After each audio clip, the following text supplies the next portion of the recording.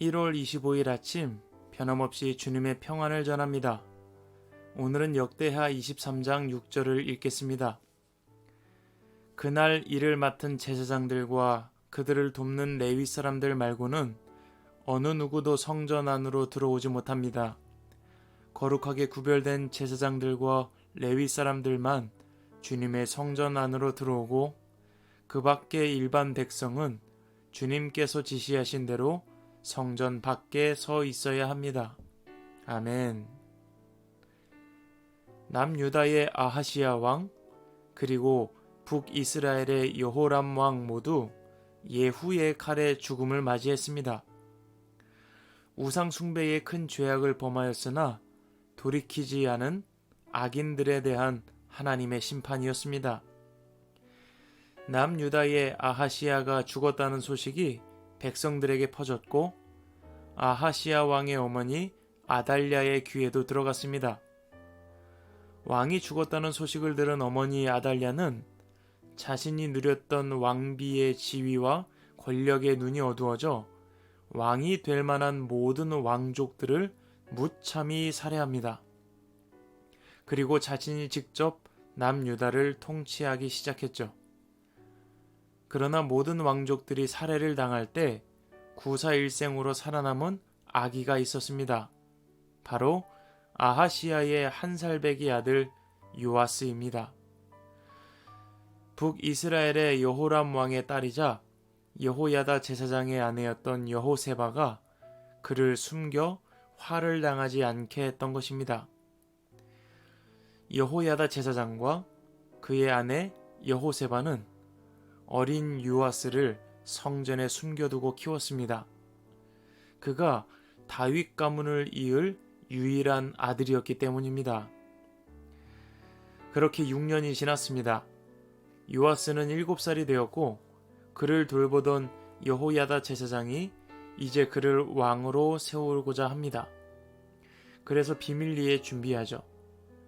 뜻을 함께하는 백부장들을 불러 모아 유다 모든 성읍을 돌아다니면서 각 가문의 족장들과 레위 사람들에게 예루살렘으로 모이라 말을 전합니다. 그리고 그들이 하나님의 성전에 모였을 때 요아스가 다윗 왕가의 아들이며 하나님의 약속에 따라 그가 왕이 되어야 한다고 모든 사람들에게 이야기하죠. 모든 이가 이에 동의합니다. 날이 정해지고 각기 임무를 부여받았습니다.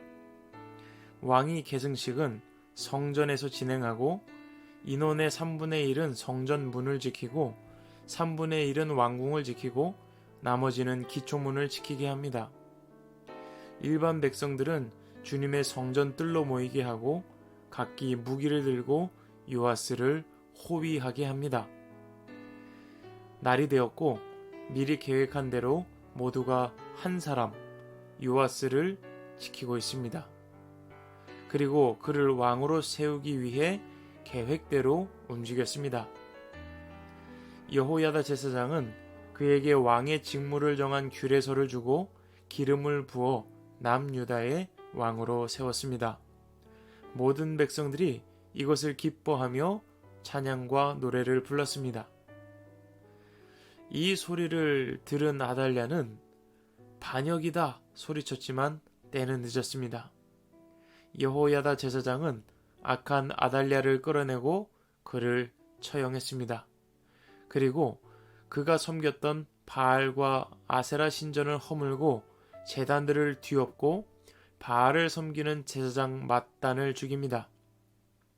그날부터 다윗의 자손 아하시야의 아들 요아스가 왕좌에 앉아 남유다를 다스렸고 남유다는 평온을 되찾았다 기록하며 오늘 말씀이 마쳐지고 있습니다. 오늘 말씀에서 어린 요아스가 자라 왕으로 세워지기까지 여호야다 제사장의 역할이 매우 컸습니다. 그가 요아스를 보살폈고 그가 요아스를 왕으로 세우는 날의 계획을 구상했기 때문입니다.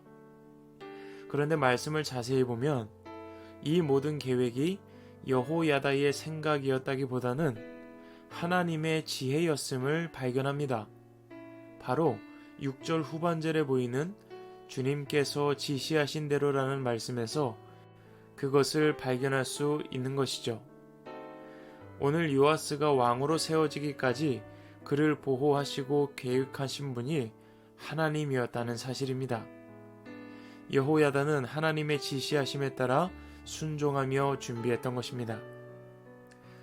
그래서 저는 오늘 말씀을 보면서 나의 미래를 하나님께 맡기고 주어진 오늘 작은 일에 순종하자 결단하게 되었습니다. 미래에 대한 두려움은 누구나 가지고 있습니다. 그러나 하나님께는 다 계획이 있으십니다. 그 계획은 완전하고 내 힘으로 이루는 것과는 비교할 수 없습니다. 여러분, 오늘도 힘내시고 계획하시고 이루시는 하나님을 신뢰하며 주어진 오늘 하루 맡겨주신 일에 최선을 다하는 복된 하루 되시기를 간절히 소망합니다. 지금까지 김종희 목사였습니다. 샬롬.